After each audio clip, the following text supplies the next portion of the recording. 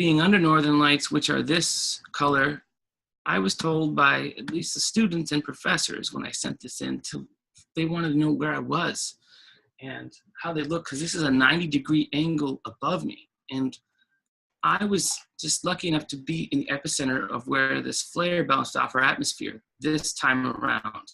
They were to the south, to the north, east, west, this anomaly. And they said, well, that's because this river split is actually between the two hemispheres on which this energy is going two different ways. And green represents, positive ions, purple represents negative ions, and they constantly dance against each other and charging up and releasing energy. And you caught that directly. I'm like, oh, good. I'll be able to use this one day, for like my film reel, because I was using a quicker shutter. This is only in 480p, this video. But in being exposed to this type of anomaly, I always know that I'd say that, yeah, I don't know everything that's going on. I can't wait to learn more and talk to experts and expert researchers like yourself. And later that day, there was so much energy, I could hear it almost in the buzzing sound. But in how violent this was, it was actually spinning and it exploded. We got red northern lights, and those are extremely, I guess, cautious and being somewhat dangerous on that type of right here. When it gets right here, these are when you're supposed to go indoors. This is when you're supposed to, ground your car, get jumper cables out and put it on the frame, drape it off onto the ground, and remove the Faraday cage properties of your car so that when the energy from these flares hits your car, goes around and dissipates on the ground versus storing up and ruining all your computer's instruments so your car can't fire its spark plugs, or turn over the starter or the computer engine to manage, all the systems if your car is newer. But that is what this again? This is in North Dakota. Wow. This is that same tree line, actually, just in a 24 millimeter perspective is what I was shooting this. And this took place about, at least this movement was about 2.5 hours. This one was about 108 minutes. That up. Just to show movement. Going up in quite a bit of northern lights, because when we're lucky enough to see them, at least where I was located. I called it my awakening, if you will. I mean, in waking up and cutting off all of my intake for fluoride in 2011, it took my body to really even out. And for me to start noticing a difference in my mind. And basically, you are what you eat. The oldest sayings are always the truest. And that one finally hit home for me, and I started healthying up. And my knowledge of understanding helped increase. I deal with a couple of learning disabilities. They've tried, putting a title of autistic burnout caused by possibly the immunizations, from a bad batch in the early 80s to mid 80s, depending on your location and your genetic makeup. There's a lot of factors they still have yet to release on their findings on this. But for me, in wanting to try to be as natural as possible, being holistic minded and owning it and keeping it, it's really, for me, a good thing, because I'm just so happy I'm able to comprehend a lot of the things that, I guess, expert researchers like yourself, critical thinkers like yourself, produce for your fans. And I couldn't say thank you enough. I wanted to make sure I said that tonight, because I'm definitely in the comment section attacking those trolls on your page. I'm like, come on, leave this guy alone. What the hell? You got something better to do? Oh, that's right, you're on house arrest. I saw that one video you posted where there was this unicorn with Ozzy Osbourne on it. Oh, yeah. And you were like, someone sent this to me today, and you were like, yeah, what? Hilarious. I was like, that is pretty funny. I've actually had death threats. I've had people threaten. I'm so sorry to hear that, man. It's unbelievable, because they post them on Nibiru videos, and I do my best to be as neutral as possible on virtually all topics, unless it's something that I'm real passionate about. And one of those topics is vaccines. And I'll tell you, I know people that have personally gone through hell and back after vaccinations. And I can tell you're brilliant. You sound like you're a genius. And I can also tell that you're searching for the truth. And I applaud you for that. And just keep doing what you're doing, man, because you're definitely bringing some mind-bending information to the table. And you're also very articulate in the way you describe photography, the lighting, etc. And you're hitting on a lot of key points that I think people can understand well. So I appreciate that. And the honor is definitely all mine just to have you here on the show with us at the Leak Project. It's great to have you on the show. Thank you. I try to find, truth in a lot of things, especially after I saw my first UFO, just taking time lapses, and I was actually dumping my cards at the time. And I lost about 16 minutes where I didn't get any footage, but bright object comes in, was about the size of a dime next to the stars, bright white, circular, flashing green on one side of the sphere, purple on the other, alternating in a not repetitive pattern, but almost like a living type of flashing, left, right, left, right, left, right, left, right, firing in the brain. 5 a quarter. It actually grew. I was just laying on the top of I had like a little rack set up there, and I was just looking straight up, and woohoo, I'm so excited. I was like, for me, it was probably the biggest moment of jumping off a fence and always wanting to believe, as they always made fun of Mulder from the X-Files, but I was told, I had those posters, of course. And then here was I was like, finally. And I was like, thank you. And then I just got a huge flash. I mean, shadows going every which direction all around me. I sat up on my car. I'm like, whoa. I was like, at the same time, being calm, I was like, all right, just sure. I was like, just don't probe me. Maybe show me. Don't probe me. That's all I could say. Hello. Just don't probe me. It was hard to talk to my family members about that first experience. And some of them, are still on edge. But to me, there's no way I could make something as crazy as that up, or even would want to. And everyone know how much I loved researching UFOs, and couldn't, everyone says, if you look enough and you spend enough time outside at night, you will see the patterns and anomalies show up on your time lapses. Like in 8 hours of time lapsing a whole trail of the northern lights going across the screen. Maybe I can show you on this one.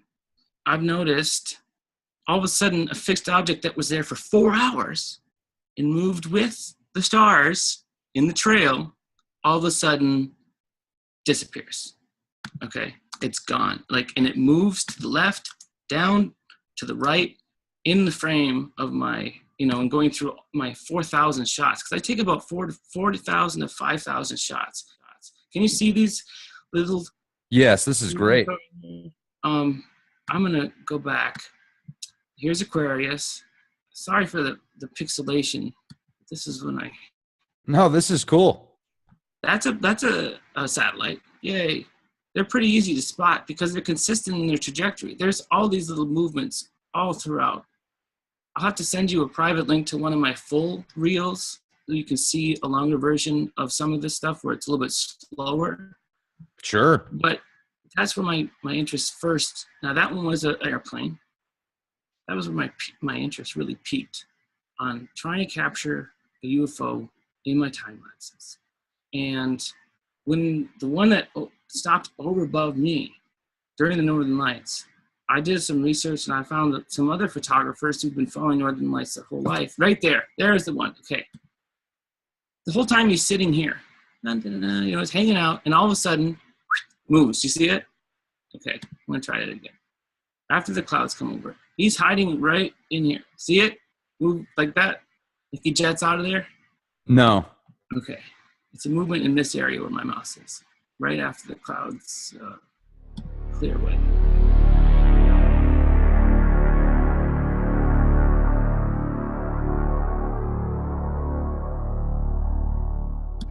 Okay, that right there. See that white?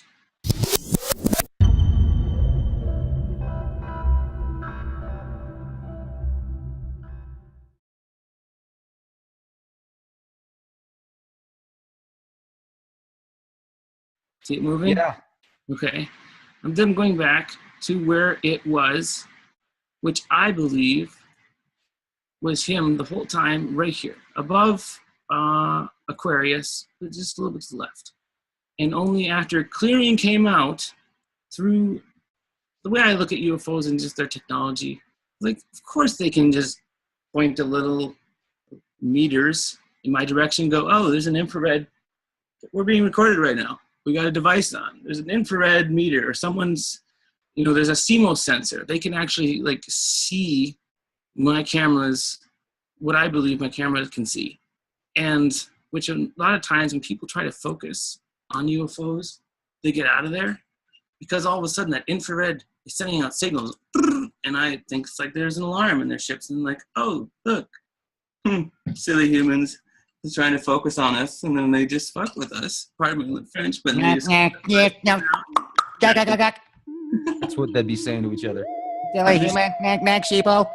I'm sure you've seen your own UFO. I didn't mean to cut you off when I was telling you about my story, not being on the fence. But have you had that option, or not option? I guess joy. Let's call it that. Seeing if I've definitely seen UFOs. I've seen the cylinder-shaped UFOs. One time when I was driving home from work in San Antonio, I saw what looked like, it was so far out, the best way to describe it was you would think of a flock of birds that looked like a bunch of black dots, essentially. But here's what makes me think it was a UFO, was they would fly into one, and it would be one piece, and then it would branch out again, and it would look like a whole bunch of these black dots, and they would move in harmony with each other. Then they would go back into one, and it happened probably over a dozen times. It just blew my mind. I'm like trying to record it with my phone, and you couldn't see anything with my phone. Yeah, so far out there. It's but so then hard to get a fixed position at night. What's that? It's so hard to get a fixed position. That's what when I caught my first UFO, which I'm going to show here, I had to slow it down by 50 times because it was going so fast. But I ran and I stopped and I laid down and I took off my shoe and I laid my phone in my shoe so my phone was steady. Because there's nothing worse on an authentic UFO video, but then if it's shaking all around and you can't, it's blurry and then it's clear, then it's blurry.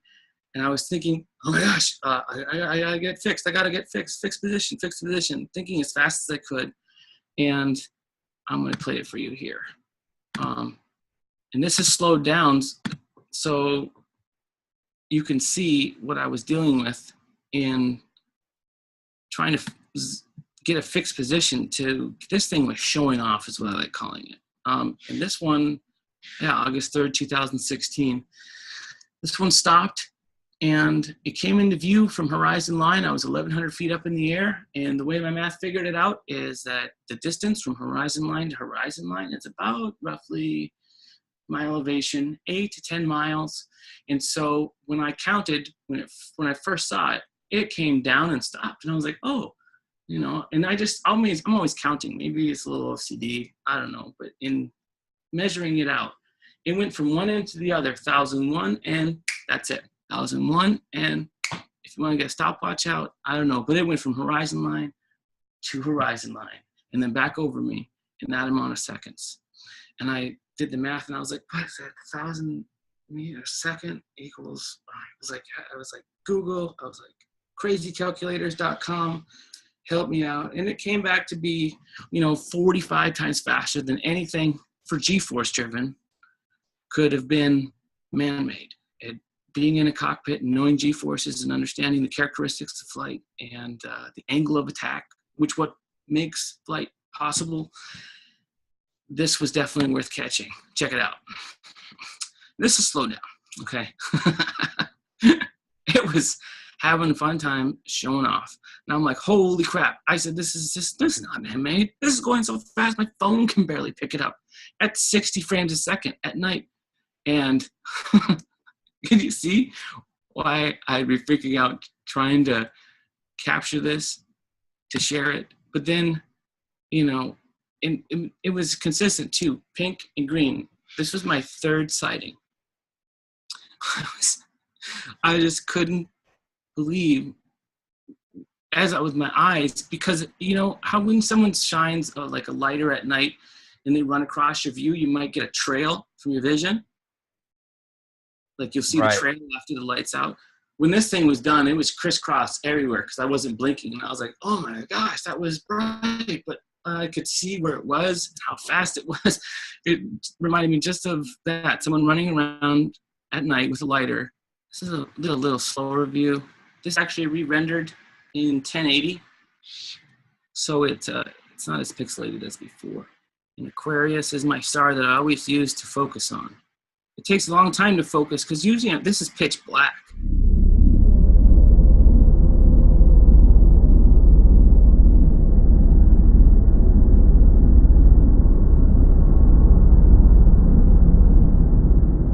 Now look at that one, okay? Completely different. All right, so. That red star, that was cool, or whatever that was. Yeah, as the sun started rising, you'll see this circle of gradients, which is natural because I have everything on manual mode still. And that was interesting because it wasn't fast enough to be a plane. It wasn't fast enough to be a satellite. It wasn't fast enough to be a meteor because meteors continue. Sometimes when they get brighter and they burn up, they'll get bright at the very end. This is a light that comes through and then stops. Okay, I'm just going to replay it again. In saying it's an unidentified flying object. This is when I see it, see how it disappears in that area? Yep. When I see it and my brain's taking it apart, I want to make sure that I'm getting excited about the real deal. Now that I've actually seen a couple of UFOs and broken it down, I definitely don't want to, I don't know, it's like some YouTube channels out there, they're like, oh my God, look at this planet. Look at this green planet. And I'm like, oh, there's another flare. Like, people aren't understanding the mechanics of how to make glass that's cooled at a mile versus cooled by pressure. It's going to be convex versus concave. You got different shutters. You got leaf shutters. You got different types of eyes. And so people are like, why is this hexagon? What's this hexagon? Like there's another, okay, that one I believe was an airplane because it changed course and it was blinking. When there's a trail of blinking, okay, here we go. Watch all the area right here. Look, there's another one. Starts to get brighter, but look at, I'm going to go back and I just want you to focus on this area, on all the activity that starts picking up. We're still an hour and a half away to sunrise, but my camera is really set up for pitch black. And so this last, I'd say this is between 4:40 and 5:50, and the sun's still not going to rise, at least this time of year, for another hour. But. And this is with your iPhone? This is with my Canon 5D Mark II with a 24 millimeter lens. Okay. And I'm taking exposures. This is about 2.5 seconds per shot. See how those two changed direction? They went and they stopped. I'm gonna see if I can step frame by frame. Or, you know what? Slow this down. When it comes to changing direction in G-forces, I know what G-force is. I've experienced, 8.2, and that was, you have to do those exercises so you don't black out, and which was very interesting. But in understanding the mechanics, you need that as a pilot. You need to know what that feels like when you need to start breathing that. You have to know what your body responds like if you're in that situation where you've lost autopilot or your plane's going in a down direction. You see those blurs right there, Rex? Right in this area. I mean, I'm not really seeing what There's you're. one. See that right there? Yes, I see that. Okay. I saw the one at about the 11 o'clock position. That's about the brightness of them. So they'll start coming in. There's one right there. And this one right here. They're a dot. It's not a disc, but they're far away and they're a dot and they're going this way. These are not, these two crisscross in front of each other. This other one is going this way. And these aren't meteors for actually how slow they're moving. Because in a meteor comes into one of my frames in 2 seconds, it's a streak from here all the way to here. Sometimes it's half the screen. It's from here to here. Huge streak, and it's only in one frame. Because they're fast. They come in and they're done. And cameras that are doing long exposures, it's easier to take those out if you don't want that flash in your consistent, whatever type of you're making for a movie or a time lapse. There's one. Just keep your eyes. If you don't get fixed on an object, you can see the movement. There's one right here.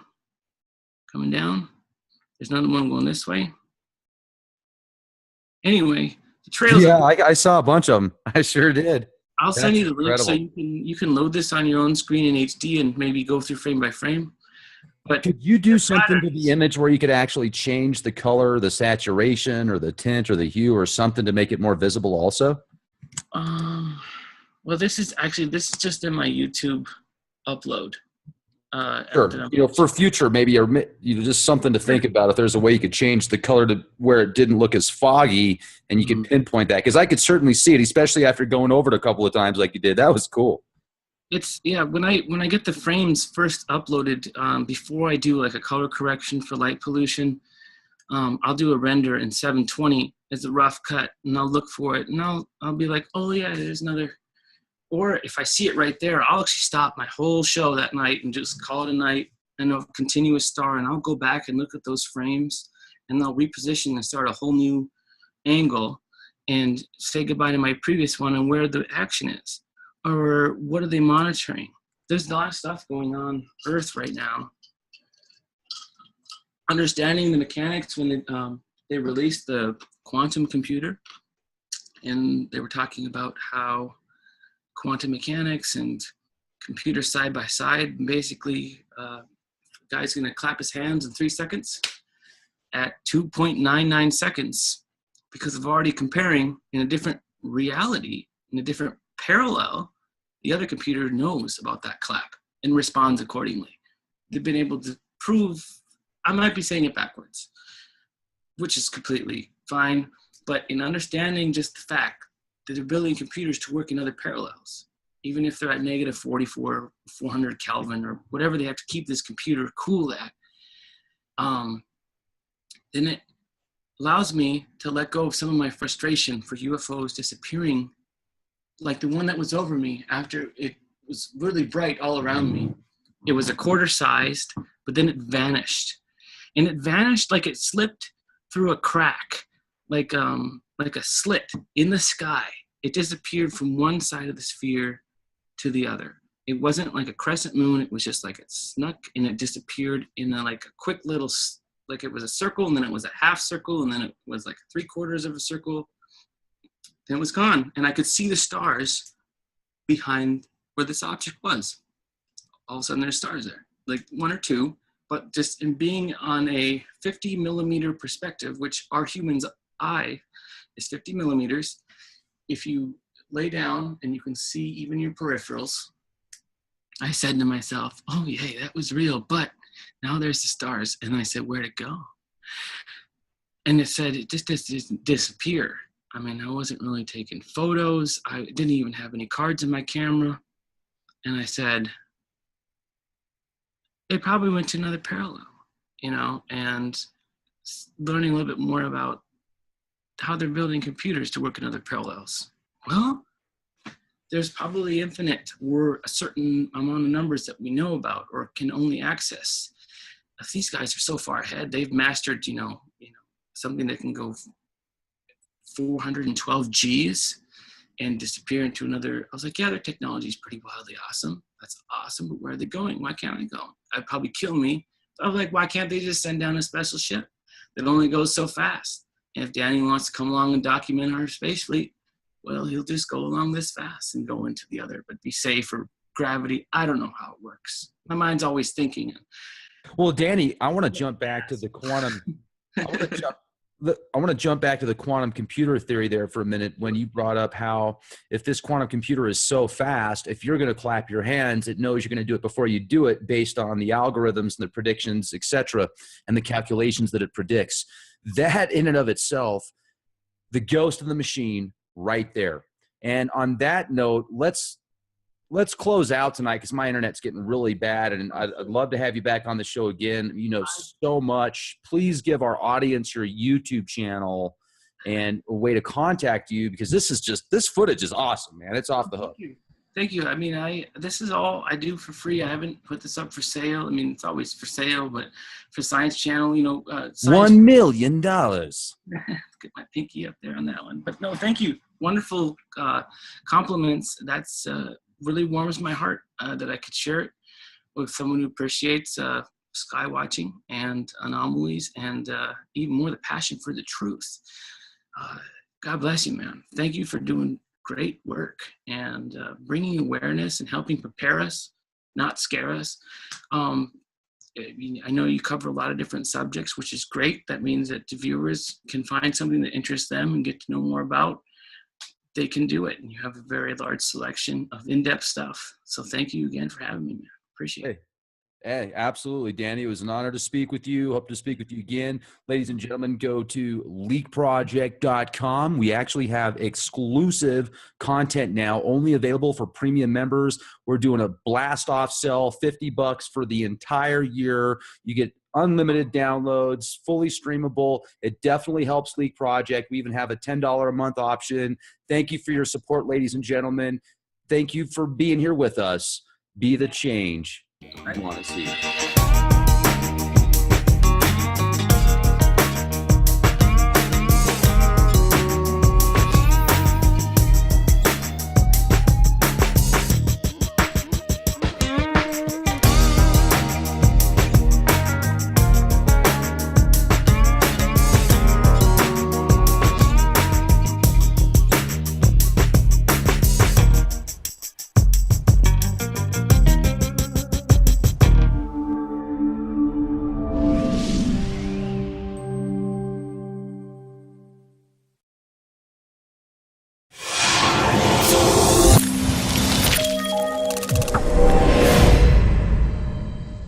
Being under Northern Lights, which are this color, I was told by at least the students and professors when I sent this in, they wanted to know where I was and how they look, because this is a 90-degree angle above me. And I was just lucky enough to be in the epicenter of where this flare bounced off our atmosphere this time around.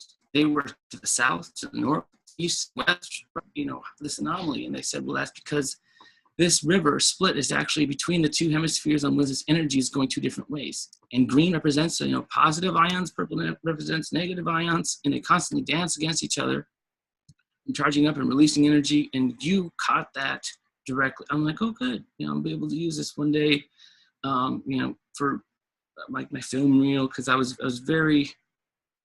using a quicker shutter. This is only in 480p, this video.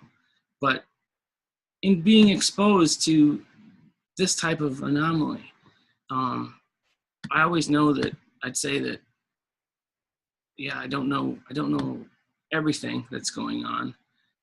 I can't wait to learn more and talk to experts and expert researchers like yourself. And